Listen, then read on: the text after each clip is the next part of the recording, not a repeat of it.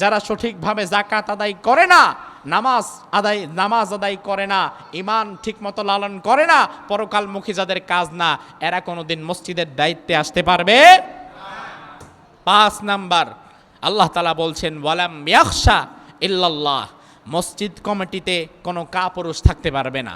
মসজিদ কমিটিতে কোনো হীনমন্যতায় ভুগে ভীতু এমন প্রকৃতির মানুষ থাকতে পারবে না। আল্লাহ তাআলা বলছেন ওয়ালাম ইয়াখশা ইল্লাল্লাহ, মসজিদ কমিটিতে থাকতে পারবে এমন মানুষ, যেই মানুষ ওয়ালাম ইয়াখশা, কাউকে ভয় করবে না, ইল্লাল্লাহ, আল্লাহ ছাড়া। তার মানে এক আল্লাহ ছাড়া আর কাউকে ভয় করবে না, এমন শক্ত দৃঢ়চিত্তের মানুষ মসজিদ কমিটিতে থাকতে হবে, ঠিক কিনা? যখন সমাজে বিশৃঙ্খলা হবে, রাষ্ট্রে বিশৃঙ্খলা হবে, তখন একজন মসজিদের ইমামের, একজন খতিবের দায়িত্ব এই মিম্বার থেকে হক কথা বলা। যখন সমাজে বিশৃঙ্খলা হবে, রাষ্ট্রে কোনো সমস্যা হবে, একজন যোগ্যতা সম্পন্ন খতিবের দায়িত্ব 12 চাঁদের ফজিলতের খুতবা পড়ে শোনানো নয়। একজন যোগ্যতা সম্পন্ন খতিবের দায়িত্ব 1500 বছর আগের এমন কোনো কথা শোনানো নয় যেই কথার সাথে বর্তমান পরিস্থিতির কোনো মিল নাই। বরং একজন যোগ্যতা সম্পন্ন আদর্শবান খতিবের দায়িত্ব হচ্ছে, আমার সমাজে যদি মদ বেড়ে যায় তাহলে এই জমায় আমাকে মদের বিরুদ্ধে কথা বলতে হবে। আমার সমাজে যদি সুদ বেড়ে যায় এই জমায় আমাকে সুদের বিরুদ্ধে কথা বলতে হবে। আমার সমাজে যদি জিনা বেড়ে যায় এই জমায় আমাকে জিনার বিষয়ে কথা বলতে হবে। আমার সমাজে যদি অত্যাচার বেড়ে যায় এই জমায় আমাকে অত্যাচারের বিরুদ্ধে কথা বলতে হবে। আমার সমাজে যদি জুলুম বেড়ে যায় এই জমায় আমাকে জুলুমের বিরুদ্ধে কথা বলতে হবে। এই কথা হতে পারে মসজিদের যেই পরিচালনা পরিষদ আছে তাদের বিরুদ্ধে চলে যেতে পারে।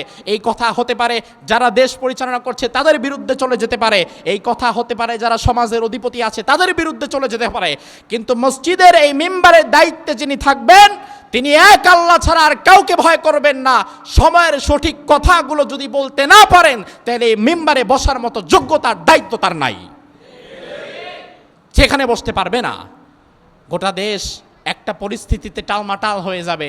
যখন কোটা আন্দোলন চলছিল তখন বাংলাদেশের হাতে গোনা 2-4টা মসজিদ থেকে কোটার যে ইসলামিক সমাধান সেই বিষয়ে কথা হয়েছে, আর অধিকাংশ মসজিদগুলো চুপ করেছিল, কথা বলে নাই। চিন্তা করেছে বাবারে বাবা, রাষ্ট্রীয় সমস্যা বললে আমি না জানি আবার কোন বিপদে পড়ি।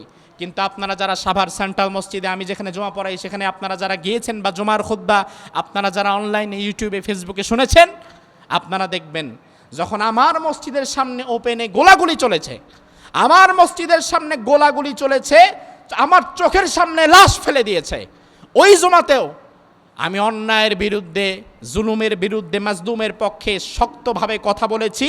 হাজার হাজার মুসল্লি, এই জন্য আপনারা ওই মসজিদে যদি কখনো যান তাহলে দেখবেন আমি তো 12:30 থেকে বয়ান শুরু করি, কিন্তু এই যে আবুল ভাই সহকারে যারা আছে মসজিদের নিয়মিত মুসল্লি, তারা 11:30টার আগের থেকেই মসজিদে গিয়ে বসে থাকে, ঠিক না ভাই? এই যে আপনাদের উপস্থিত সাক্ষী, 11টা, 11:30, 12টার পরে তো নিচতলায় জায়গাই পাবেন না, 12:30টার পরে 2 তলায়ও জায়গা পাবেন না।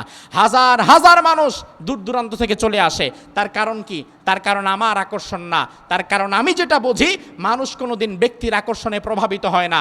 মানুষ সত্যটা জানতে চায়, সত্যটা শুনতে চায়। কোরআন সুন্নাহর সঠিক কথাগুলো যেখান থেকে আসবে মানুষ পঙ্গপালের ন্যায় সেখানেই ছুটে যাবে। এটা হচ্ছে মানুষের স্বভাবজাত বৈশিষ্ট্য। বাকি কিছু মুনাফিক তো থাকবেই, ওই সকল মুনাফিকের দিকে তাকে হক কথা বলা বন্ধ করা যাবে না, বরং হক কথা বলতে হবে শুধুমাত্র কার খুশির জন্যে? জোরে বলেন, কার খুশির জন্যে? এই জন্য মসজিদ কমিটিতে যদি আবুল ভাইয়ের মতো শক্ত লোক না থাকে, যারা এক আল্লাহ ছাড়া কাউকে ভয় পাবে না, যারা সত্য এবং সঠিক কথার সাথে একতাবদ্ধ থাকবে, এমন মানুষ যদি মসজিদের কমিটিতে সম্পৃক্ত না হতে পারে, যদি মসজিদের কমিটিতে আপনি হারামখোর, ঘুষখোর, সুদখোর, জিনাখোর এমন মানুষকে যদি টাকার জন্য রেখে দেন, তাহলে বিশ্বাস করেন এখানে হয়তো নামাজ পড়তে পারবেন ঠিকই, কিন্তু এই নামাজ আপনাকে প্রশান্তি দিতে পারবে না, ঠিক কিনা? ভালো করে বোঝেন, লক্ষ্য করেন। আপনাদেরকে কিছু সঠিক কথা বলে দিয়ে যেতে চাই, কারণ সব সময় আসার সময় সুযোগ কোনোটাই হবে না। যেহেতু এসেছি কিছু কথা শুনে যান। নামাজ কবুল হওয়ার জন্য কিছু শর্ত আছে নাকি নাই? যেমন আমরা ছোটবেলায় মক্তবে পড়েছিলাম, নামাজ ফরজ হওয়ার জন্য শর্ত, নামাজ কবুল হওয়ার জন্য শর্ত হচ্ছে শরীর পাক, কাপড় পাক, তারপরে কি? মাশাআল্লাহ, সবাই তো পারেন। আবার বলেন, শরীর পাক, কাপড় পাক, 3 নম্বরে নামাজের জায়গা পাক। শরীর না হয় আমার পাক, কাপড় না হয় আমার পাক। এবার আসি নামাজের জায়গার বিষয়ে। পাক, পাক তো ফার্সি শব্দ। পাক শব্দের বাংলা হচ্ছে পবিত্রতা। পাক শব্দের বাংলা কি? পবিত্রতা ছাড়া আল্লাহর দরবারে কি নামাজ কবুল হবে? না। এবার আসি আপনার এই যে সুন্দর টাইলস, আপনি দেখলেন যে একটা কুকুর কোনো একভাবে মসজিদে প্রবেশ করেছে, প্রবেশ করে সেখানে পেশাব করে দিয়েছে, তখন এই জায়গাটা কি পাক নাকি না পাক? ভালো করে বুঝতেছেন তো? তাহলে কথা বলেন, পাক নাকি না পাক? তখন আপনার দায়িত্ব হচ্ছে আপনি হয়তো নিজে পরিষ্কার করবেন, অন্যথায় খাদেম সাহেব জেনে থাকবেন, তাকে বলবেন যে ভাই এখানে আমি দেখলাম কুকুর পেশাব করেছে, আপনি একটা ভেজা ন্যাকড়া আনেন, এখানে একটু পানি ঢেলে দেন, এটা মুছে দেন। বাস একটু পানি ঢেলে দেওয়া হলো, এটা মুছে দেওয়া হলো। এই জায়গাটা যেখানে কুকুরটা পেশাব করেছিল টাইসের ওই জায়গাটা মুছে দেওয়ার পরে, ধুয়ে দেওয়ার পরে এখন এই জায়গাটা কি নাপাক নাকি পাক? ভালো করে বোঝেন, নাপাক নাকি পাক? পাক। এই হচ্ছে একটা পবিত্রতা, যেটা হচ্ছে বাহ্যিক, যেটা হচ্ছে বাহির থেকে দেখা যায়। আর আরেকটা অপবিত্রতা হচ্ছে ভেতরগত, যেটা বাহির থেকে দেখা যায় না, যেটা ধুয়ে মুছে পরিষ্কার করা যায় না, যেটা আপনার স্যাভলন আর ক্লিনার দিয়ে ধুইলে এটা পাক হবে না। সেটা কেমন? সেটা হচ্ছে আপনার টাইলস লাগবে মসজিদে। এখন টাইলস কেনার জন্য আপনি মাশাআল্লাহ কার কাছে যাবেন, কই যাবেন, কি করবেন? এবার আপনি খুঁজে পাইছেন যে এলাকার এমন একজন গণ্যমান্য জঘন্য ব্যক্তি আছে যার প্রচুর টাকা, যদি তাকে একটু ম্যানেজ করতে পারি তাহলে হয়তো সে আমাদের মসজিদের নিস্তালার টাইলসটা কিনে দিবে। ওই লোকটা ঘুষখোর, ওই লোকটা সুদখোর, ওই লোকটা হারামখোর, ওই লোকটা মানুষের সম্পদ আত্মসাৎকারী, ওই লোকটা জালিম। সব কিছু জানার পরেও আপনি তার কাছে গেলেন যে ভাই একটু আল্লাহর দস্তে মসজিদে ভাই একটু টাইলস দেন না, এই করেন না, সেই করেন না। হ্যাঁ আমি টাইলস দিব, ঠিক আছে, আমি দাবি দাবা মেনে নিব। তাহলে আমারে কি দিবা? আপনি কি চান? আচ্ছা আমার সভাপতির পদটা দিয়ে দাও। সভাপতির পদ পেয়ে এরপরে আমি টাইসের কাজ করব। শুধুমাত্র নিস্তালার টাইসের কারণে হারামখোর, সুদখোর, ঘুষখোর খারাপ মানুষকে সভাপতি বানিয়ে দেওয়া হয়, এমন নজিরও বাংলাদেশে আছে না নাই? এবার তাকে বানিয়ে দেওয়া হলো মসজিদের সভাপতি। এবার সে বলল আচ্ছা ঠিক আছে, যত দামি দামি টাইলস লাগুক সমস্যা নাই, টাইলস লাগাও। সুন্দর করে পুরাটাকে টাইলস করে দিল। এবার আমরা যখন আসলাম ওই টাইলসের উপরে আমরা সেজদা দিলাম, ওই সেজদাটা টাইলসের মধ্যে পড়লো। ভালো করে বুঝবেন, এই টাইলসটা যে কেনা হলো এই টাইলসের ভেতরে তার হারাম পয়সা আছে। এই কথা কন না, এই টাইলসের ভেতরে তার সুদের পয়সা আছে, আছে না? এই টাইসের ভিতরে তার ঘুষের পয়সা আছে। এই টাইসের ভিতরে হয়তো গরিবের ঘাম রক্ত চুষে যে পয়সা সে কামাই করেছে সেটা আছে। এই টাইসের ভেতরে এত জঘন্য হারাম পয়সা। এই টাইসের উপরে যখন কুকুর পেশাব করেছে, পেশাবটা ধুয়ে দিয়েছেন, পরিষ্কার হয়ে গেল, পাক হয়ে গেল, কিন্তু এই টাইসের ভেতরগত যেই নাপাকি, এই নাপাকি আপনি পরিষ্কার করবেন কিভাবে? ঠিক কিনা? এই জন্য হারামখোর মসজিদ প্রয়োজন নাই, আমার এসির প্রয়োজন নাই, আমার টাইসের প্রয়োজন নাই, আমার মার্বেল পাথরের প্রয়োজন নাই। প্রয়োজন হলে আমি মাটির মসজিদে নামাজ পড়ব। প্রয়োজন হলে আবার আমি ১৫০০ বছর আগের ওই সিচুয়েশনে ফিরে যাব যেখানে সাহাবায়ে কেরাম সেজদা দেওয়ার পরে কপালে কাদা লেগে যেত, এমন মাটিতে আমিও সেজদা দেব। তবুও আমি আমার সেজদাটা কোনো হারামখোরের টাইসের উপরে দেব না। এমন মানসিকতা যদি লালন করতে না পারেন তাহলে বিশ্বাস করেন এই নামাজ আপনাকে প্রশান্তি কখনো দিতে পারবে। এজন্য আল্লাহ রাব্বুল আলামিন বলছেন, বান্দা ওয়ালাম ইয়াখশা ইল্লাল্লাহ, যারা মসজিদের দায়িত্বে থাকবে তারা এক আল্লাহ ছাড়া দুনিয়ার আর কাউকে ভয় করবে না। এক আল্লাহ ছাড়া দুনিয়ার কাউকে যারা ভয় করবে না তারাই কেবলমাত্র এই দায়িত্বে থাকতে পারবে। ভালো করে বুঝে থাকেন, আমাদের জীবনের মালিককে জোরে কন। তাইলে জীবনের মালিক যদি আল্লাহ হয় তাইলে আমাদের মৃত্যুর মালিক কে? আমি কবে কখন কোথায় কিভাবে মারা যাব সেটা কি দুনিয়ার কোনো মানুষ ঠিক করবে নাকি ঠিক করবে কে? এখন সব যদি আল্লাহ ঠিক করে তাইলে আমি আরেকজনকে ভয় পাবো কেন? আমরা যেই ঘরে এসে বসেছি এই ঘরের মালিক কে? নাকি আবুল ভাই? এই ঘরটার মূল মালিক কে?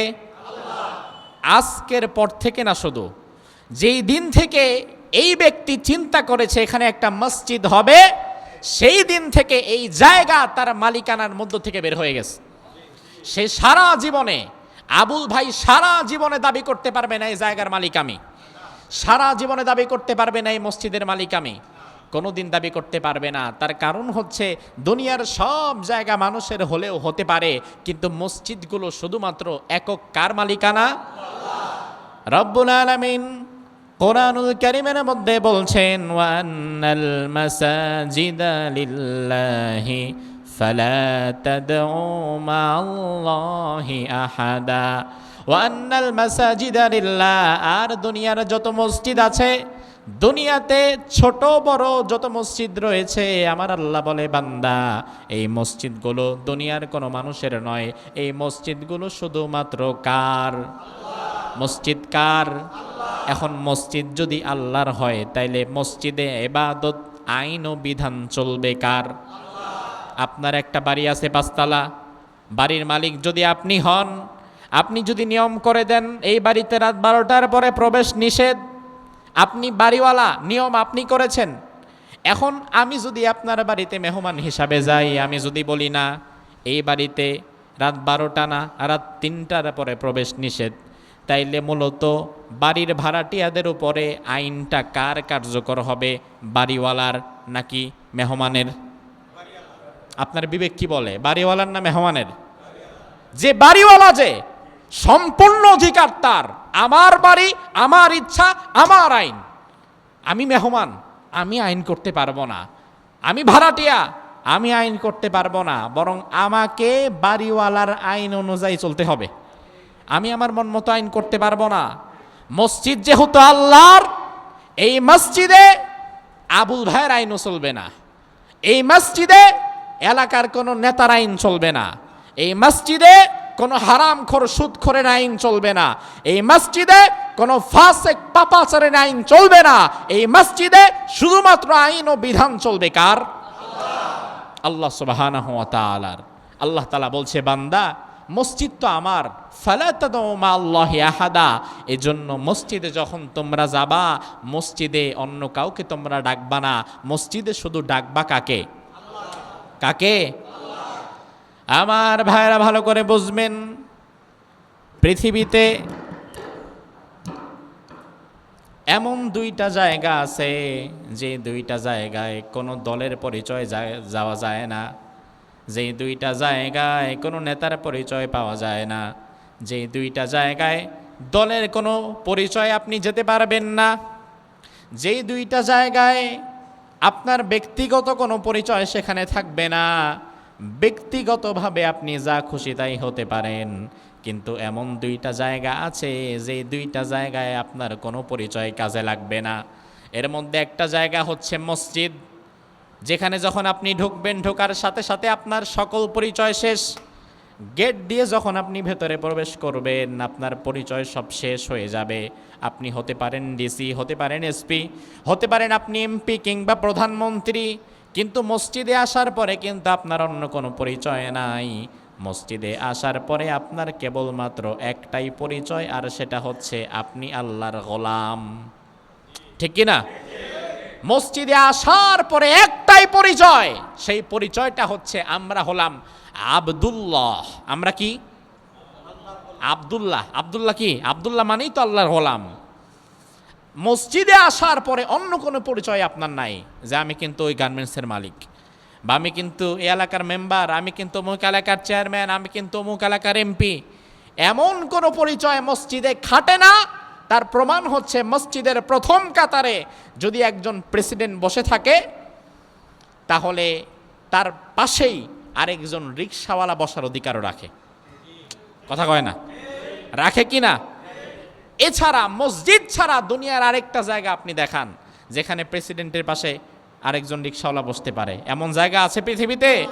না, একটাও নাই যেখানে প্রেসিডেন্টের সাথে রিকশাওয়ালা বসতে পারে।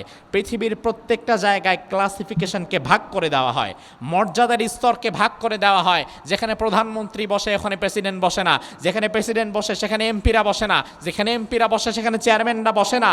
কিন্তু মসজিদ হচ্ছে একমাত্র জায়গা যেখানে ঢোকার পরে আপনার সকল অহংকার শেষ, আপনার সকল আমিত্ব শেষ, সব শেষ হয়ে যাওয়ার পরে আপনার একটাই পরিচয়, আমিও আল্লাহর গোলাম, আপনিও আল্লাহর গোলাম। আমিও যেখানে বসবো আপনিও সেখানে বসতে পারবেন। ঠিক কিনা? একটা জায়গা মসজিদ যেখানে অন্য কোনো পরিচয় জাগে না, শুধুমাত্র পরিচয় একটাই, সেটা আল্লাহর গোলাম। আর আরেকটা জায়গা এমন আছে যেখানে অন্য কোনো পরিচয় আপনার থাকবে না, ওই জায়গার নাম হচ্ছে কবর। ওই কবরে যখন চলে যাবেন তখন আপনার একটাই পরিচয়, মুর্দা ব্যক্তি। এই মুর্দা ব্যক্তি ছাড়া আপনার অন্য কোনো পরিচয় সেখানে নাই। এমপির কবর কিংবা প্রধানমন্ত্রীর কবর না, কবরে যাওয়ার পরপরই আপনার পরিচয় শেষ। মসজিদ এবং কবর মানুষকে এক কাতারে দাঁড় করিয়ে ফেলে। এজন্য দুনিয়াতে মসজিদের সঙ্গে যাদের সম্পৃক্ততা থাকবে তাদের কবরটাকে যিনি নূর দ্বারা পরিপূর্ণ করে দিবেন তিনি কে? দুনিয়াতে মসজিদের সাথে সম্পৃক্ত রাখবেন। রাসূল বলেছেন কিয়ামতের ময়দানে যখন আল্লাহ তাআলার আরশে আজিমের ছায়া ছাড়া আর কোনো ছায়া থাকবে না, ওই কঠিন কিয়ামতের ময়দানে আরশের ছায়া ছাড়া যখন কোনো ছায়ার অবশিষ্ট থাকবে না, রাসূল বলেন ওই কঠিন দিনে 7 প্রকারের ব্যক্তিকে আল্লাহ তাআলা তার আরশে আজিমের ছায়া তলে আশ্রয় দিয়ে দিবেন। আমরা এখানে আজকে যারা বসে আছি আল্লাহ তাআলা যেন ওই 7 শ্রেণীর ব্যক্তিদের মধ্যে আমাদেরকেও গণ্য করে নেয়। বলেন আমিন। আরো জোরে কোন আমিন। 7 শ্রেণীর মানুষকে আল্লাহ তার আরশে আজিমের ছায়ার নিচে ছায়া দিয়ে দিবেন। আল্লাহর হাবিব বলেন এই 7 শ্রেণীর মধ্যে একটা শ্রেণীর পরিচয় হচ্ছে রাজুলুন কলবুহু মুআল্লাকুন বিল মাসাজিদ, এমন ব্যক্তি যার অন্তরটা, যার হৃদয়টা সব সময় মসজিদের সাথে ঝুলে থাকে, যার অন্তরটা মসজিদের সঙ্গে লটকে থাকে। ফজরের পরে অপেক্ষা করে জোহর কখন হবে, জোহরের পরে অপেক্ষা করে আসর কখন হবে, আসরের পরে মাগরিবের জন্য অপেক্ষা করে, মাগরিবের পরে সারা নামাজের জন্য অপেক্ষা করে। আবার রাসূল বলেছেন আল্লাহর কোনো বান্দা যদি ওযু করে নামাজের জন্য সে যদি মসজিদমুখী রওনা দেয়, সে যতগুলো কদম ফেলে আল্লাহ তাআলা প্রত্যেকটা কদমের বিনিময়ে তার মর্যাদার স্তরকে একটা একটা করে বাড়িয়ে দেয়। এই সাইডের লোক তো সুবহানাল্লাহ বললেন না, একটু জোরে বলেন তো সুবহানাল্লাহ। আচ্ছা বলেন তো সুবহানাল্লাহ মানে কি? আপনারা যে বলতে চান না এজন্যই বলতে চান না, তার কারণ হচ্ছে কোন সবজিতে কি ভিটামিন এটা জানার পরে ওটা খাওয়ার মধ্যে আগ্রহ বাড়ে, ঠিক না? কোন জিনিসের কার্যকারিতা কি এটা না জানলে আগ্রহ জন্মায় না। কোন জিনিসের উপকারিতা এবং কার্যকারিতা কি এটা জানার পরে আগ্রহ বাড়ে না কমে? এবার বোঝেন সুবহান শব্দটা, সুবহান মানে হচ্ছে পবিত্র। জোরে বলেন সুবহান মানে কি? আর আল্লাহ মানে তো আল্লাহ। তাহলে সুবহান আল্লাহ, সুবহান প্লাস আল্লাহ মানে সুবহান আল্লাহ, অর্থটা দাঁড়ায় আল্লাহ পবিত্র। কে পবিত্র? কে পবিত্র? আচ্ছা এইবার ভালো করে বোঝেন আল্লাহ যে পবিত্র, এটা কি বিষয়টা এমন আমি বললাম আল্লাহ পবিত্র এরপরে আল্লাহ পবিত্র, নাকি আল্লাহ আগে থেকেই পবিত্র? আল্লাহ তাআলা তো তার সত্তাগতভাবে জাতিগতভাবেই পবিত্র। আমার বলা দিয়ে আল্লাহর কিচ্ছু আসে যায় না। আমি বললেও আল্লাহ পবিত্র, আমি না বললেও আল্লাহ পবিত্র। কিন্তু আমি বলার দ্বারা ফায়দাটা আল্লাহর না, ফায়দাটা আমার। আমি বলার দ্বারা উপকারিতাটা আল্লাহর না, উপকারিতাটা আমার। কি উপকারিতা? রাসূল বলেছেন আল্লাহর কোন বান্দা যখন বলে সুবহান আল্লাহ, আল্লাহ তুমি পবিত্র, আল্লাহ তাআলা বলে আমার দায়িত্ব হচ্ছে ওই বান্দার জীবনের গুনাহগুলো মাফ করে দিয়ে তখন তারেও পবিত্র বানায় দেওয়া। এই জন্য সুবহানাল্লাহ বলতে কি কৃপণতা করবেন নাকি বলবেন? তাহলে আপনাকে আমাকে যিনি পবিত্র বানিয়ে দিবেন তিনি কে? আল্লাহ তাআলা। কেউ যদি ওযু করে সুন্দরভাবে মসজিদে প্রবেশ করে তার প্রতিটি কদমে কদমে একটি করে মর্যাদা যিনি বাড়িয়ে দেয় তিনি কে? আল্লাহ তাআলা। রাসূল বলেছেন শুধু তাই নয়, এই সেই 12:30-12টার দিকে মসজিদে প্রবেশ করেছে, 11টার দিকে মসজিদে প্রবেশ করেছে, নামাজ শেষ করে যেতে যেতে যেতে যেতে মসজিদ থেকে বের হতে তার 2টা বেজে গেছে। এই যে 12টা 1টা 2টা ঘন্টা সেখানে বসে থাকলো, এই 2 ঘন্টায় কিন্তু আমরা সবাই নামাজ পড়ি না। নামাজ পড়ি হয়তো সর্বোচ্চ 10 মিনিট, বাকি হয়তো বয়ান শুনি, বসে থাকি, জিকির করি, চুপচাপ অন্তত বসে থাকি, আর তো কিছু করি না। রাসূল বলেন না, এই 2টা ঘন্টা সে যাই করুক না কেন 2 ঘন্টা টানা নামাজ পড়লে যে সব হবে ওই সবটা আল্লাহ তার আমলনামায় তুলে দেয়। শুধু তাই নয়, এই বান্দা যখন সবার সঙ্গে একসাথে বের হয় তখন ফেরেশতারা তার জন্য আল্লাহর দরবারে 3টা দোয়া করে দেয়। কয়টা দোয়া? জোরে কোন কয়টা? কারা করে? হ্যাঁ মাশাআল্লাহ, কারা? কাদের জন্য? আমাদের জন্য। কাদের জন্য? ফেরেশতারা তিনটা দোয়া করে আল্লাহর কাছে। এক নাম্বার ফেরেশতারা বলে, আল্লাহ আল্লাহুম্মা গফির লাহু, আয় আল্লাহ তাআলা এই দীর্ঘ সময় ধরে তোমার ঘর মসজিদে এসে তোমার যেই বান্দা বসে থাকতে পেরেছে, মেহেরবানি করে তার জীবনের গুনাহগুলো তুমি মাফ করে দাও। ফেরেশতাদের দোয়া কি কবুল হয় না? অবশ্যই হয়।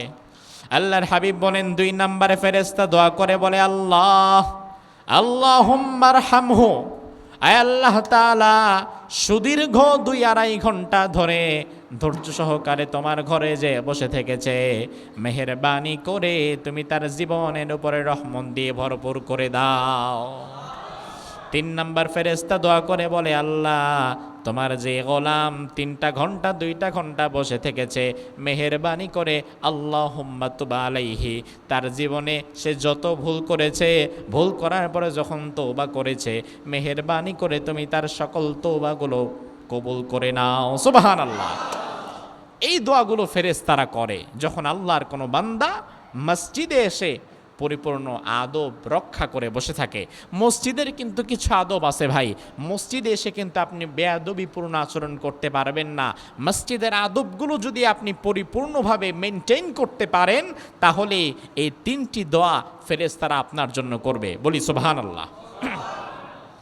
আল্লাহ রাব্বুল আলামিন কোরআনুল কারীমের মধ্যে বলছেন, ইন্নামা ইয়ামুরু মাসাজিদাল্লাহি মান আমানা বিল্লাহি ওয়াল ইয়াউমিল আখির ওয়া আকামাস সালাতা ওয়া আতাজ যাকাতা ওয়া লাম ইয়াখশা ইল্লাল্লাহ ফাসা উলাইকা আন ইয়াকুনু মিনাল মুহতাদিন। সুবহানাল্লাহ বলেন।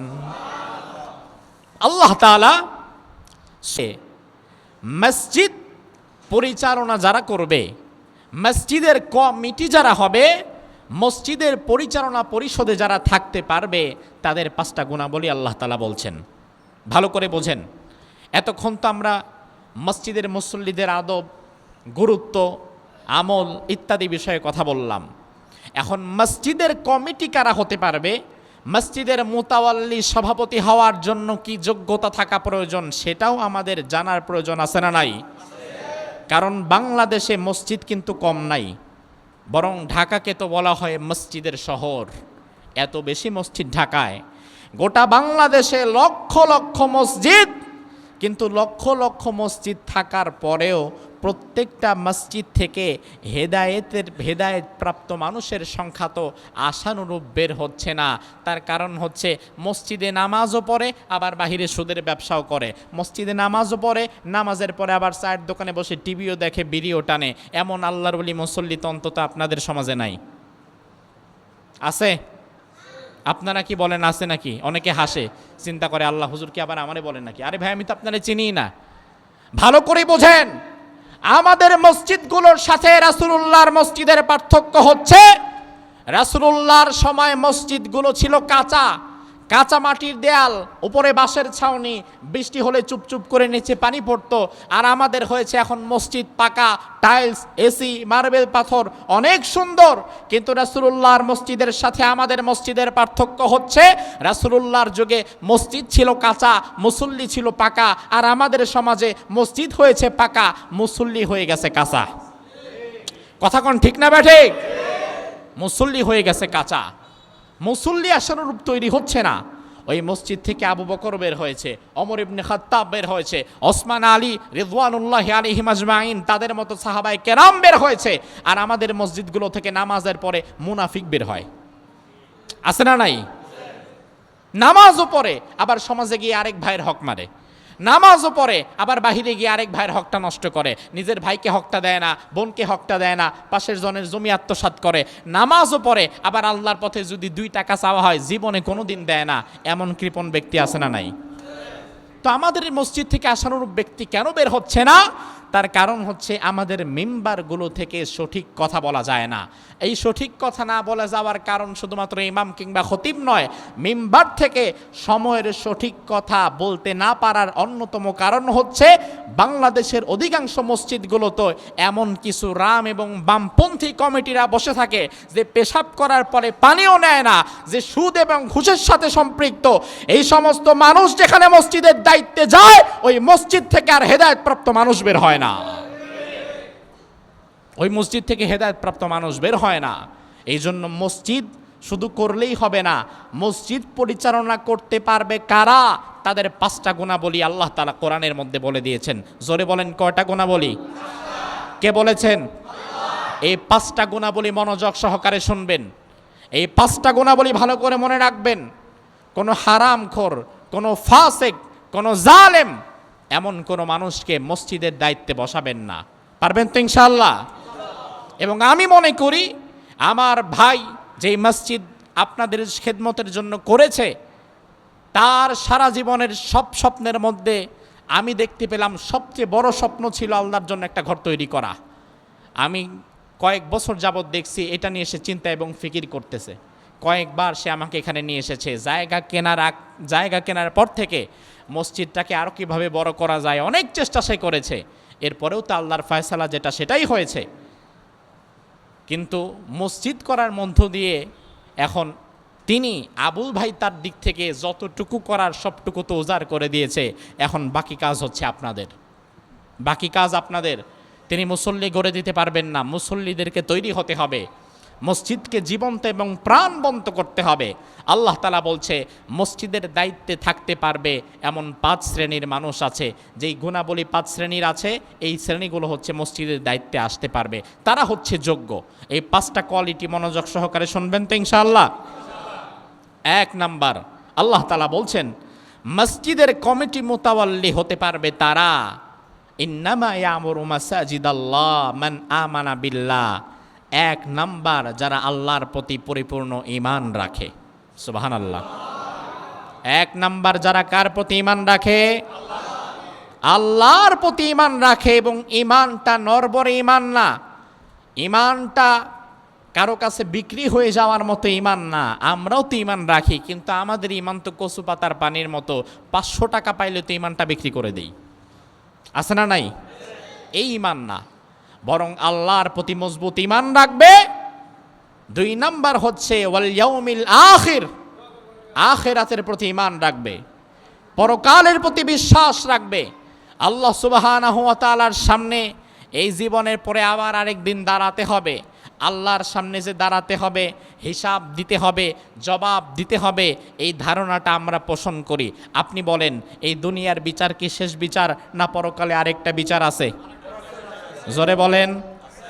ওই বিচারকে, ওই বিচারালয়ে বিচারক যিনি হবেন তিনি কে? দুনিয়ার বিচারের মাঝে টাকা পয়সা দিয়ে ক্ষমতা বলে 9-6 করার একটা সুযোগ আছে না নাই? কিন্তু আল্লাহর কাছে এটা কি আছে? আল্লাহ রাব্বুল আলামিন বলেন, বান্দা ওয়া কুল্লুহুম আতিহি ইয়াউমাল কিয়ামাতি ফারদা।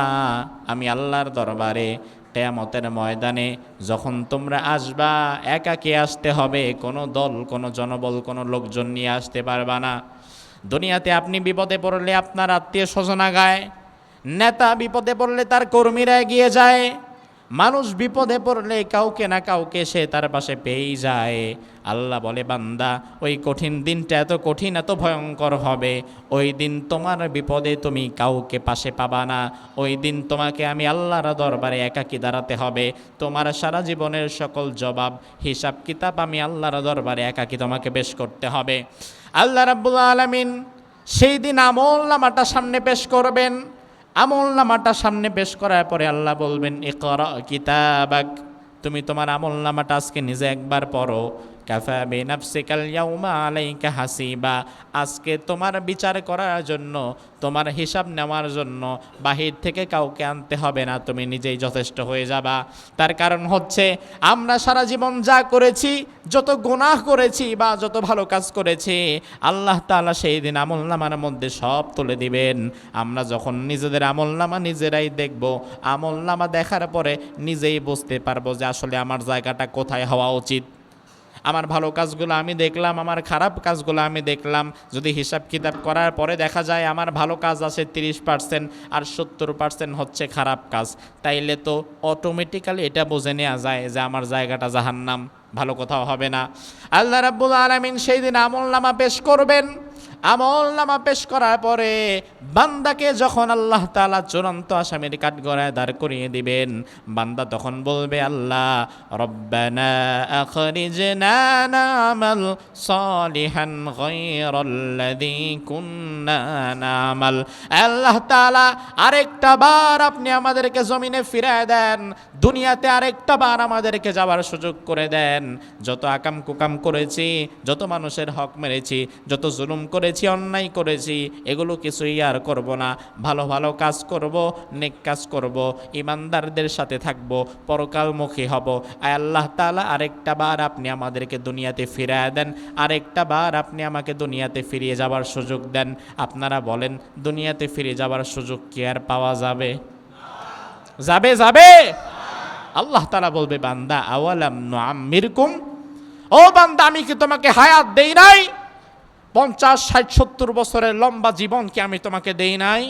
এই জীবন যেহেতু কাজে লাগাও নাই, সুতরাং আজকের দিনে আর ফিরে যাওয়ার মতো কোনো সুযোগ নাই।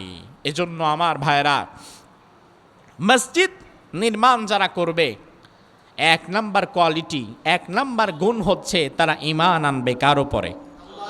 জোরে বলেন।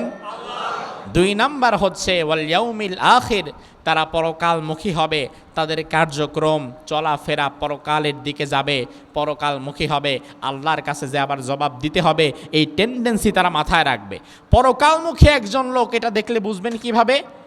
এমন লোক যে মানুষের হক মারে, এমন লোক যে সুদ খায়, এমন লোক যে ঘুষ খায়, এমন লোক যে তার স্ত্রী সন্তানকে পর্দা পশিতার মধ্যে রাখতে পারে না, এই লোককে দেখে কখনো পরকালমুখী আপনি ভাবতে পারবেন না।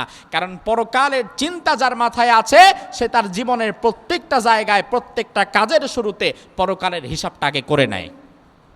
ঠিক কি না?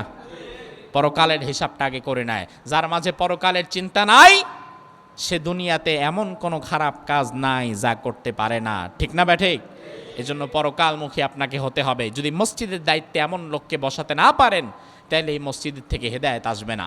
আল্লাহ তাআলা বলছেন 3 নাম্বার, মসজিদ কমিটিতে থাকতে পারবে তারা ওয়াকামাস সালাহ, যারা নামাজ কায়েম করে, যারা নিজেরা নামাজ পড়ে, তারা পরিবারে নামাজ প্রতিষ্ঠা করেছে, যার স্ত্রী সন্তান নামাজ আদায় করে, যে সব সময় 5 ওয়াক্ত নামাজ আদায় করতে পারে, এমন নামাজি ব্যক্তি ছাড়া মসজিদ কমিটিতে অন্য কোনো ব্যক্তি হতে পারে না। এখন বাংলাদেশে তো বোধহয় এমন মসজিদ নাই যেই মসজিদের সভাপতি কমিটিতে এমন লোক নাই যে বেনামাজি। এমন মসজিদ কি আছে?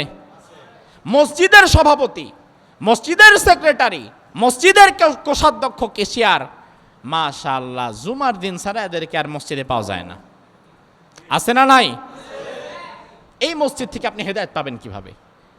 যেই মসজিদের কেশিয়ার সভাপতি বেনামাজি, নামাজ পড়ে না, সপ্তাহে আসবে একদিন, হয়তো জুমার দিন আসবে, সারা সপ্তাহে তার খবর নাই। একদিন আসবে, আসার পরে, এই হুজুর, এই এটা এখানে কেন, এই আপনি এখানে বসেন, এই ফ্যানটা চলতেছে কেন, এটা ময়লা কেন, এমনভাবে খবরদারি আর নজরদারি করে যেন মসজিদ তার পৈতৃক সম্পত্তি। না, এমন দৃশ্য তো নাই? এমন দৃশ্য কি আছে না নাই বাংলাদেশে? তো কথা বলেন না কেন? মনে হয় আমি উগান্ডার কথা বলতেছি আপনাদেরকে, মনে হয় আমি পাকিস্তান আর আফগানিস্তানের গল্প শোনাচ্ছি। এটা তো আমার দেশের গল্প। বেনামাজি মানুষ টাকার জন্য কিংবা ক্ষমতার জন্য এদেরকে মসজিদের মধ্যে এনে বসিয়ে দেয়া হয়। এই সমস্ত মানুষের কারণে মসজিদ থেকে হেদায়েতপ্রাপ্ত মানুষ বের হয় না। ঠিক কিনা? এরপরে 4 নাম্বার আল্লাহ তাআলা বলছেন, মসজিদের দায়িত্বে থাকতে পারবে তারা ওয়া আতাজ যাকাত, যারা যাকাত আদায় করে। অনেক সম্পদের মালিক, ধরেন 10টা বাড়ি আছে, 2টা গাড়ি আছে, 2টা মিল ইন্ডাস্ট্রি আছে, এই ব্যক্তিটা যখন রমজান বছর শেষে যখন জাকাতের সময় হয়, যদি পরিপূর্ণভাবে জাকাত হিসাব করা হয় তাহলে মিনিমাম তার সম্পদ থেকে জাকাত বের করা যায় 1 কোটি টাকা। বাংলাদেশে 1 কোটি টাকা জাকাত দেওয়ার মতো পয়সাওয়ালা কি আছে না নাই? জাকাত কিভাবে আসে? জাকাত হচ্ছে যার 1 লক্ষ টাকা, তার জাকাত কত? 2,500। 1 লক্ষ টাকা যার, 1 লক্ষ টাকার মালিক যে, সে জাকাত দিবে 2,500 টাকা। তাহলে 1 কোটি টাকার মালিক যে, সে জাকাত দিবে কত? 2.5 লাখ। তাহলে 100 কোটি টাকার মালিক যে, সে জাকাত দিবে কত? 2.5 কোটি। তো এখন আমাদের দেশে 100 কোটি টাকার মালিক এমন ধনী কি নাই? হ্যাঁ, আমাদের একজন ছিলেন, তার একজন পিএস চা টানতো, তার সম্পত্তি নাকি 400 কোটি টাকা। তো চাওয়ালার সম্পদ যদি 400 কোটি টাকা হয়, তাহলে বাকিদের কি খবর চিন্তা করেন। আহারে হারামখোরের দল, কি লাভ এই হারাম খেয়ে? এত কোটি কোটি টাকা মানুষের সম্পদ বিনষ্ট করে হাজার হাজার কোটি টাকা হয়তো তুমি কামাতে পারবে, কিন্তু বিশ্বাস করো, যেখানে মানুষের রক্ত, শ্রম আর ঘাম জড়িত, এই পয়সাটা যদি তুমি জোর করে নাও, এই পয়সাটা তোমার পেটে ঢুকবে না।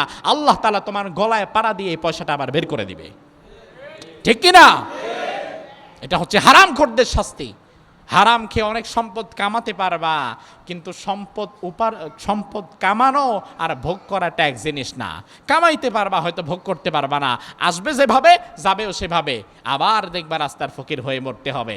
এজন্য আল্লাহ তাআলা বলছে, ওয়াতাজ যাকাত, যারা সঠিকভাবে যাকাত আদায় করে না, নামাজ আদায় করে না, ঈমান ঠিকমতো লালন করে না, পরকালমুখী যাদের কাজ না, এরা কোনোদিন মসজিদের দায়িত্বে আসতে পারবে। 5 নাম্বার, আল্লাহ তাআলা বলছেন, ওয়ালাম ইয়াখশা ইল্লাল্লাহ, মসজিদ কমিটিতে কোনো কাপুরুষ থাকতে পারবে না। মসজিদ কমিটিতে কোনো হীনমন্যতায় ভুগে ভীতু এমন প্রকৃতির মানুষ থাকতে পারবে না। আল্লাহ তাআলা বলছেন, ওয়ালাম ইয়াখশা ইল্লাল্লাহ, মসজিদ কমিটিতে থাকতে পারবে এমন মানুষ, যেই মানুষ ওয়ালাম ইয়াখশা, কাউকে ভয় করবে না, ইল্লাল্লাহ, আল্লাহ ছাড়া। তার মানে এক আল্লাহ ছাড়া আর কাউকে ভয় করবে না, এমন শক্ত দৃঢ়চিত্তের মানুষ মসজিদ কমিটিতে থাকতে হবে। ঠিক কিনা? যখন সমাজে বিশৃঙ্খলা হবে, রাষ্ট্রে বিশৃঙ্খলা হবে, তখন একজন মসজিদের ইমামের, একজন খতিবের দায়িত্ব এই মিম্বার থেকে হক কথা বলা। যখন সমাজে বিশৃঙ্খলা হবে, রাষ্ট্রে কোনো সমস্যা হবে, একজন যোগ্যতা সম্পন্ন খতিবের দায়িত্ব 12 চাঁদের ফজিলতের খুতবা পড়ে শোনানো নয়। একজন যোগ্যতা সম্পন্ন খতিবের দায়িত্ব 1500 বছর আগের এমন কোনো কথা শোনানো নয় যেই কথার সাথে বর্তমান পরিস্থিতির কোনো মিল নাই। বরং একজন যোগ্যতা সম্পন্ন আদর্শবান খতিবের দায়িত্ব হচ্ছে, আমার সমাজে যদি মদ বেড়ে যায়, তাহলে এই জমায় আমাকে মদের বিরুদ্ধে কথা বলতে হবে। আমার সমাজে যদি সুদ বেড়ে যায়, এই জমায় আমাকে সুদের বিরুদ্ধে কথা বলতে হবে। আমার সমাজে যদি জিনা বেড়ে যায়, এই জমায় আমাকে জিনার বিষয়ে কথা বলতে হবে। আমার সমাজে যদি অত্যাচার বেড়ে যায়, এই জমায় আমাকে অত্যাচারের বিরুদ্ধে কথা বলতে হবে। আমার সমাজে যদি জুলুম বেড়ে যায়, এই জমায় আমাকে জুলুমের বিরুদ্ধে কথা বলতে হবে। এই কথা হতে পারে মসজিদের যেই পরিচালনা পরিষদ আছে তাদের বিরুদ্ধে চলে যেতে পারে। এই কথা হতে পারে যারা দেশ পরিচালনা করছে তাদের বিরুদ্ধে চলে যেতে পারে। এই কথা হতে পারে যারা সমাজের অধিপতি আছে তাদের বিরুদ্ধে চলে যেতে পারে। কিন্তু মসজিদের এই মিম্বারের দায়িত্বে যিনি থাকবেন, তিনি এক আল্লাহ ছাড়া আর কাউকে ভয় করবেন না। সময়ের সঠিক কথাগুলো যদি বলতে না পারেন, তাহলে এই মিম্বারে বসার মতো যোগ্যতার দায়িত্ব তার নাই, সেখানে বসতে পারবে না। গোটা দেশ একটা পরিস্থিতিতে টালমাটাল হয়ে যাবে। যখন কোটা আন্দোলন চলছিল, তখন বাংলাদেশের হাতে গোনা 2-4টা মসজিদ থেকে কোটার যে ইসলামিক সমাধান সেই বিষয়ে কথা হয়েছে, আর অধিকাংশ মসজিদগুলো চুপ করেছিল, কথা বলে নাই। চিন্তা করেছে, বাবারে বাবা, রাষ্ট্রীয় সমস্যা বললে আমি না জানি আবার কোন বিপদে পড়ি। কিন্তু আপনারা যারা সাভার সেন্ট্রাল মসজিদে, আমি যেখানে জমা পড়াই, সেখানে আপনারা যারা গিয়েছেন বা জমার খুতবা আপনারা যারা অনলাইনে ইউটিউবে ফেসবুকে শুনেছেন, আপনারা দেখবেন যখন আমার মসজিদের সামনে ওপেনে গোলাগুলি চলেছে, আমার মসজিদের সামনে গোলাগুলি চলেছে, আমার চোখের সামনে লাশ ফেলে দিয়েছে, ওই জমাতেও আমি অন্যায়ের বিরুদ্ধে, জুলুমের বিরুদ্ধে, মাজলুমের পক্ষে শক্তভাবে কথা বলেছি। হাজার হাজার মুসল্লি। এই জন্য আপনারা ওই মসজিদে যদি কখনো যান, তাহলে দেখবেন আমি তো 12:30 থেকে বয়ান শুরু করি, কিন্তু এই যে আবুল ভাই সহকারে যারা আছে মসজিদের নিয়মিত মুসল্লি, তারা 11:30টার আগের থেকেই মসজিদে গিয়ে বসে থাকে। ঠিক না ভাই? এই যে আপনাদের উপস্থিত সাক্ষী, 11টা, 11:30, 12টার পরে তো নিচতলায় জায়গাই পাবেন না, 12:30টার পরে 2 তলায়ও জায়গা পাবেন না। হাজার হাজার মানুষ দূর দূরান্ত থেকে চলে আসে।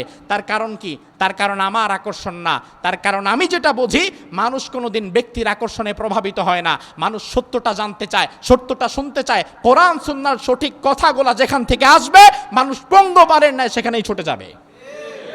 এটা হচ্ছে মানুষের স্বভাবজাত বৈশিষ্ট্য। বাকি কিছু মুনাফিক তো থাকবেই, ওই সকল মুনাফিকের দিকে তাকে হক কথা বলা বন্ধ করা যাবে না, বরং হক কথা বলতে হবে শুধুমাত্র কার খুশির জন্যে? জোরে বলেন, কার খুশির জন্যে? এই জন্য মসজিদ কমিটিতে যদি আবুল ভাইয়ের মতো শক্ত লোক না থাকে, যারা এক আল্লাহ ছাড়া কাউকে ভয় পাবে না, যারা সত্য এবং সঠিক কথার সাথে একতাবদ্ধ থাকবে, এমন মানুষ যদি মসজিদের কমিটিতে সম্পৃক্ত না হতে পারে, যদি মসজিদের কমিটিতে আপনি হারামখোর, ঘুষখোর, সুদখোর, জিনাখোর এমন মানুষকে যদি টাকার জন্য রেখে দেন, তাহলে বিশ্বাস করেন এখানে হয়তো নামাজ পড়তে পারবেন ঠিকই, কিন্তু এই নামাজ আপনাকে প্রশান্তি দিতে পারবে না। ঠিক কিনা? ভালো করে বোঝেন, লক্ষ্য করেন। আপনাদেরকে কিছু সঠিক কথা বলে দিয়ে যেতে চাই, কারণ সব সময় আসার সময় সুযোগ কোনোটাই হবে না। যেহেতু এসেছি, কিছু কথা শুনে যান। নামাজ কবুল হওয়ার জন্য কিছু শর্ত আছে নাকি নাই? যেমন আমরা ছোটবেলায় মক্তবে পড়েছিলাম, নামাজ ফরজ হওয়ার জন্য শর্ত, নামাজ কবুল হওয়ার জন্য শর্ত হচ্ছে শরীর পাক, কাপড় পাক, তারপরে কি? মাশাআল্লাহ, সবাই তো পারেন। আবার বলেন, শরীর পাক, কাপড় পাক, 3 নম্বরে নামাজের জায়গা পাক। শরীর না হয় আমার পাক, কাপড় না হয় আমার পাক। এবার আসি নামাজের জায়গার বিষয়ে। পাক, পাক তো ফার্সি শব্দ। পাক শব্দের বাংলা হচ্ছে পবিত্রতা। পাক শব্দের বাংলা কি? পবিত্রতা ছাড়া আল্লাহর দরবারে কি নামাজ কবুল হবে? না। এবার আসি আপনার এই যে সুন্দর টাইলস, আপনি দেখলেন যে একটা কুকুর কোনো একভাবে মসজিদে প্রবেশ করেছে, প্রবেশ করে সেখানে পেশাব করে দিয়েছে, তখন এই জায়গাটা কি পাক নাকি না পাক? ভালো করে বুঝতেছেন তো? তাহলে কথা বলেন, পাক নাকি না পাক? তখন আপনার দায়িত্ব হচ্ছে, আপনি হয়তো নিজে পরিষ্কার করবেন, অন্যথায় খাদেম সাহেব জেনে থাকবেন, তাকে বলবেন যে ভাই এখানে আমি দেখলাম কুকুর পেশাব করেছে, আপনি একটা ভেজা ন্যাকড়া আনেন, এখানে একটু পানি ঢেলে দেন, এটা মুছে দেন। বাস, একটু পানি ঢেলে দেওয়া হলো, এটা মুছে দেওয়া হলো। এই জায়গাটা যেখানে কুকুরটা পেশাব করেছিল, টাইসের ওই জায়গাটা মুছে দেওয়ার পরে, ধুয়ে দেওয়ার পরে, এখন এই জায়গাটা কি নাপাক নাকি পাক? ভালো করে বোঝেন, নাপাক নাকি পাক? পাক। এই হচ্ছে একটা পবিত্রতা, যেটা হচ্ছে বাহ্যিক, যেটা হচ্ছে বাহির থেকে দেখা যায়। আর আরেকটা অপবিত্রতা হচ্ছে ভেতরগত, যেটা বাহির থেকে দেখা যায় না, যেটা ধুয়ে মুছে পরিষ্কার করা যায় না, যেটা আপনার স্যাভলন আর ক্লিনার দিয়ে ধুইলে এটা পাক হবে না। সেটা কেমন? সেটা হচ্ছে আপনার টাইলস লাগবে মসজিদে। এখন টাইলস কেনার জন্য আপনি মাশাআল্লাহ কার কাছে যাবেন, কই যাবেন, কি করবেন? এবার আপনি খুঁজে পাইছেন যে এলাকার এমন একজন গণ্যমান্য জঘন্য ব্যক্তি আছে যার প্রচুর টাকা, যদি তাকে একটু ম্যানেজ করতে পারি, তাহলে হয়তো সে আমাদের মসজিদের নিচতলার টাইলসটা কিনে দিবে। ওই লোকটা ঘুষখোর, ওই লোকটা সুদখোর, ওই লোকটা হারামখোর, ওই লোকটা মানুষের সম্পদ আত্মসাৎকারী, ওই লোকটা জালিম। সব কিছু জানার পরেও আপনি তার কাছে গেলেন যে ভাই একটু আল্লাহর দস্তে মসজিদে ভাই একটু টাইলস দেন না, এই করেন না, সেই করেন না। হ্যাঁ আমি টাইলস দিব, ঠিক আছে, আমি দাবি দাবা মেনে নিব। তাহলে আমারে কি দিবা? আপনি কি চান? আচ্ছা আমার সভাপতির পদটা দিয়ে দাও। সভাপতির পদ পেয়ে এরপরে আমি টাইসের কাজ করব। শুধুমাত্র নিস্তালার টাইসের কারণে হারামখোর, সুদখোর, ঘুষখোর খারাপ মানুষকে সভাপতি বানিয়ে দেওয়া হয়, এমন নজিরও বাংলাদেশে আছে না নাই? এবার তাকে বানিয়ে দেওয়া হলো মসজিদের সভাপতি। এবার সে বলল আচ্ছা ঠিক আছে, যত দামি দামি টাইলস লাগুক সমস্যা নাই, টাইলস লাগাও। সুন্দর করে পুরাটাকে টাইলস করে দিল। এবার আমরা যখন আসলাম, ওই টাইলসের উপরে আমরা সেজদা দিলাম, ওই সেজদাটা টাইলসের মধ্যে পড়লো। ভালো করে বুঝবেন, এই টাইলসটা যে কেনা হলো, এই টাইলসের ভেতরে তার হারাম পয়সা আছে। এই কথা কন না, এই টাইলসের ভেতরে তার সুদের পয়সা আছে, আছে না? এই টাইসের ভেতরে তার ঘুষের পয়সা আছে। এই টাইসের ভিতরে হয়তো গরিবের ঘাম রক্ত চুষে যে পয়সা সে কামাই করেছে সেটা আছে। এই টাইসের ভেতরে এত জঘন্য হারাম পয়সা। এই টাইসের উপরে যখন কুকুর পেশাব করেছে, পেশাবটা ধুয়ে দিয়েছেন, পরিষ্কার হয়ে গেল, পাক হয়ে গেল, কিন্তু এই টাইসের ভেতরগত যেই নাপাকি, এই নাপাকি আপনি পরিষ্কার করবেন কিভাবে? ঠিক কিনা? এই জন্য হারামখোর মসজিদ প্রয়োজন নাই, আমার এসির প্রয়োজন নাই, আমার টাইসের প্রয়োজন নাই, আমার মার্বেল পাথরের প্রয়োজন নাই। প্রয়োজন হলে আমি মাটির মসজিদে নামাজ পড়ব। প্রয়োজন হলে আবার আমি ১৫০০ বছর আগের ওই সিচুয়েশনে ফিরে যাব যেখানে সাহাবায়ে কেরাম সেজদা দেওয়ার পরে কপালে কাদা লেগে যেত, এমন মাটিতে আমিও সেজদা দেব। তবু আমি আমার সেজদাটা কোনো হারামখোরের টাইসের উপরে দেব না।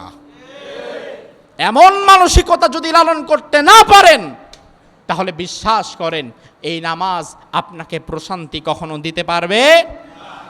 এজন্য আল্লাহ রাব্বুল আলামিন বলছেন, বান্দা ওয়ালাম ইয়াখশা ইল্লাল্লাহ, যারা মসজিদের দায়িত্বে থাকবে তারা এক আল্লাহ ছাড়া দুনিয়ার আর কাউকে ভয় করবে না। এক আল্লাহ ছাড়া দুনিয়ার কাউকে যারা ভয় করবে না, তারাই কেবলমাত্র এই দায়িত্বে থাকতে পারবে। ভালো করে বুঝে থাকেন, আমাদের জীবনের মালিক কে? জোরে কন। তাইলে জীবনের মালিক যদি আল্লাহ হয়, তাইলে আমাদের মৃত্যুর মালিক কে? আমি কবে, কখন, কোথায়, কিভাবে মারা যাব সেটা কি দুনিয়ার কোনো মানুষ ঠিক করবে নাকি ঠিক করবে কে? এখন সব যদি আল্লাহ ঠিক করে, তাইলে আমি আরেকজনকে ভয় পাবো কেন? সব যদি আল্লাহ তাআলাই ঠিক করে, আমার বিশ্বাস যদি মজবুত হয়, ইমানদারের বিশ্বাস যদি মজবুত হয়, যে ইমানদারের বিশ্বাস এমন রয়েছে আমার ভালো, আমার মন্দ, আমার কল্যাণ, আমার অকল্যাণ সবটা আল্লাহর হাতে, ওই ইমানদার ব্যক্তি কখনো ভারতকে ভয় পেতে পারে না। ঠিক কি না? ওই ইমানদার ব্যক্তি কখনো ভারতকে ভয় পেতে পারে না। ওরা আমাদেরকে ভয় দেখায়, কথা শুনবা না, বাঁধ খুলে দেব, পানিতে ভেসে যাবা, এই হবে না, সেই হবে না, পেঁয়াজ পাবা না, এই পাবা না, সেই পাবা না। ও ভাই, আমার বাঁচাবার মালিককে, রিজিকের মালিককে।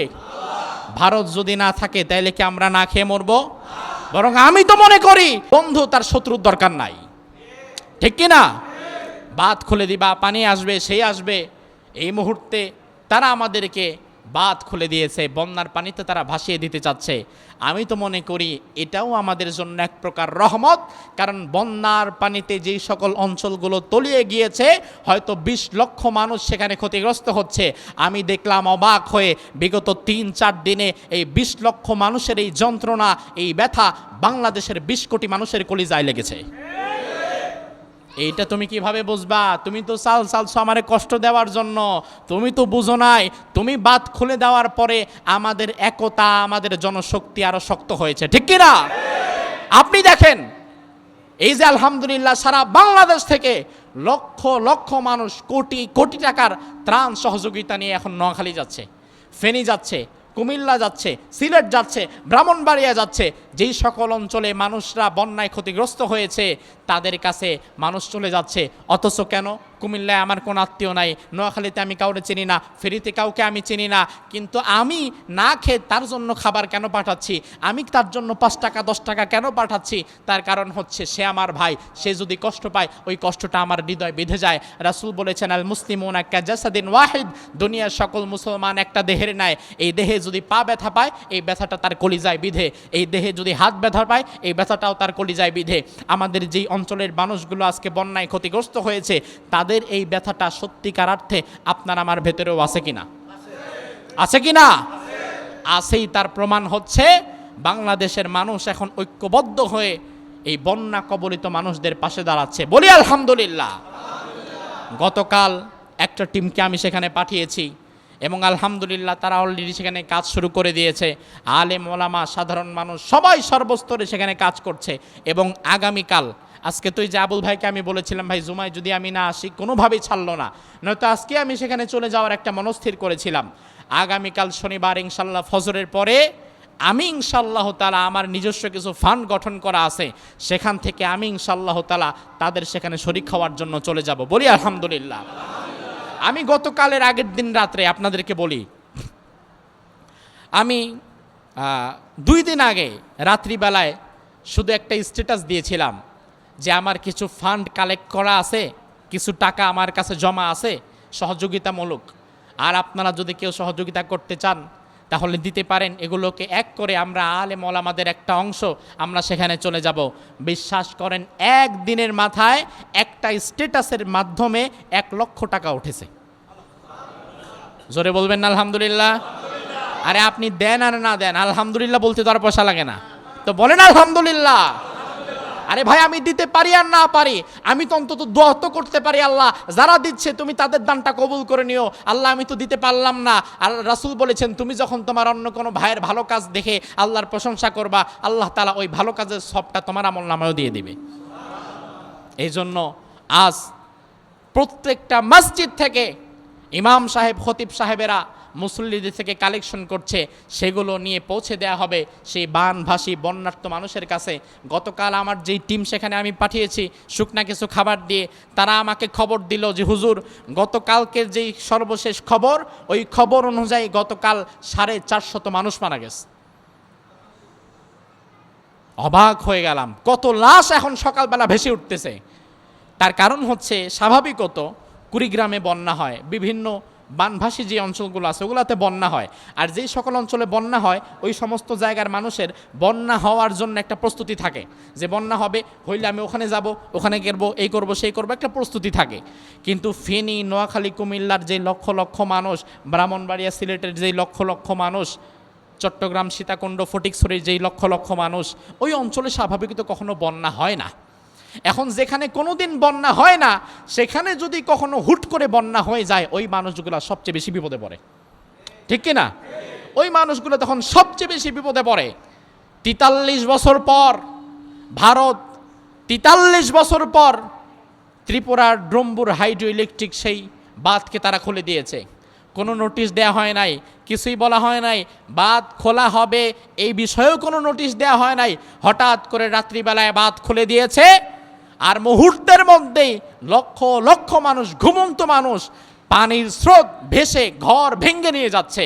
কত মা তার সন্তান হারিয়েছে, গর্ভবতী নারী তার সন্তান সহসে তলিয়ে গিয়েছে, কত মানুষ মারা গিয়েছে।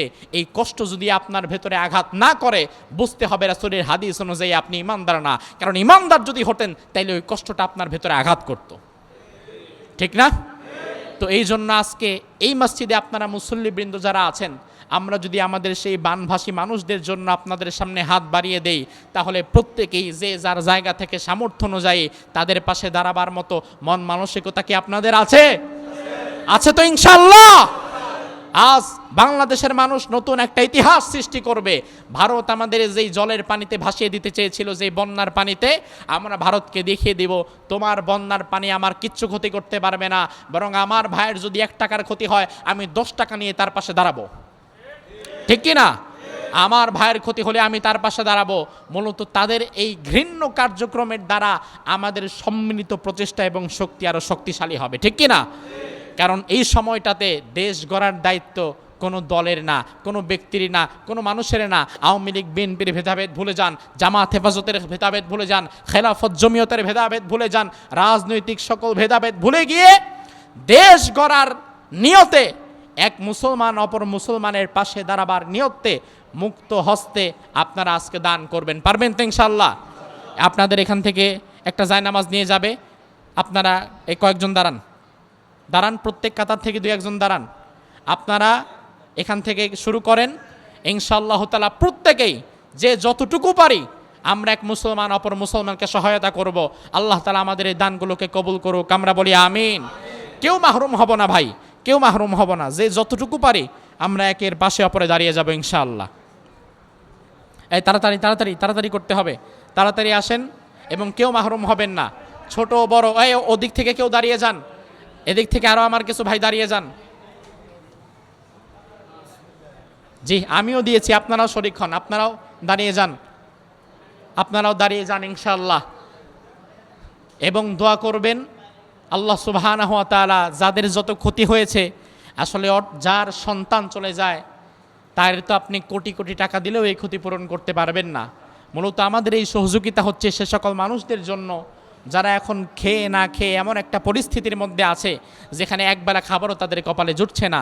একটু শুকনো খাবার, একটু শুকনো মুড়ি, রুটি, কেক, জীবন বাঁচানোর তাগিদে যতটুকু করা যায় শুধুমাত্র ততটুকু করার জন্যই আমরা আগাবো ইনশাআল্লাহ। ওই যে পেছনে যারা আছেন, অনেক ভাই দাঁড়িয়ে আছেন, 2 তলায় কি জায়গা আছে নাকি? আচ্ছা, ওই যে পেছনে আমাদের অনেক ভাইরা দাঁড়িয়ে আছেন, তারা একটু মেহেরবানি করে আমাদের ডান দিকে, আমাদের এই যে ডান দিকে সুন্দর ব্যবস্থা আছে, এখানে ইনশাল্লাহ নামাজের সুন্দর ব্যবস্থা আছে।